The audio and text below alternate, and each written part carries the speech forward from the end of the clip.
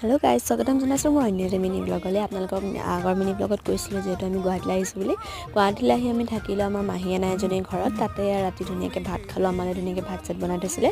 আৰু এয়া মাহী আনাহঁতৰ ঘৰৰ ওচৰৰে পৰিৱেশটো ৰাতিপুৱা দেখালোঁ ৰাতিপুৱা আকৌ শুই উঠি সোনকালে ওলালোৱেই মানে যিহেতু আমি আকৌ যাব লাগিব আজি সৰুসজাই ষ্টেডিয়ামলৈ বুলি এয়া জিজ্ঞাসা মই আণ্টি আৰু মা ওলালোঁ সৰুসজাই ষ্টেডিয়ামলৈ বুলি টমটমত উঠি লৈ যিহেতু আজি জিজ্ঞাসা ফাৰ্ষ্ট টাইম এক্সপিৰিয়েঞ্চ টমটমত উঠা সেয়াকে আপোনালোককো দেখুৱাই দিলোঁ আৰু এয়া পালোহি সৰুসজাই ষ্টেডিয়াম এয়া ইয়াতে ইন্দিৰা গান্ধী এথলেটিক ষ্টেডিয়ামতে হৈছে আমাৰ ভণ্টিহঁতৰ মানে প্ৰগ্ৰেমটো আৰু ইয়াত দেখিছেনে ভণ্টিহঁতৰ কেম্পটো আপোনালোককো দেখুৱাই দিছোঁ অলপকৈ সিহঁতি কেনেকৈ আছে গোটেই বেগী আছেগৈ মানে যিহেতু ঘৰ নহয় গতিকে ইমান আৰু সুবিধা ক'ত নাপাব ন এয়া মানে অকল আমাৰ ভণ্টিহঁত বুলি বেলেগ বেলেগ স্কুলৰ আছিলে মানে ছোৱালীও আছিলে আৰু ছোৱালী আৰু ল'ৰাৰ কেম্পবোৰ এক্সট্ৰা আৰু দেখিছেনে আজি ইয়াত ইমান মানুহ একদম অগণন মানুহ দেখিছে ষ্টুডেণ্ট গাৰ্জেন আৰু ইয়াত মানে আজি মাতৃ ভাৰতীৰ মানে এনেকৈ সমাৰোহ আছে এক্স ষ্টুডেণ্টৰ সমাৰোহ আছে সেয়া হৈছে আৰু এয়া আহিলোঁ আমি ষ্টেডিয়ামলৈ আজিলৈ আহিছোঁ বাই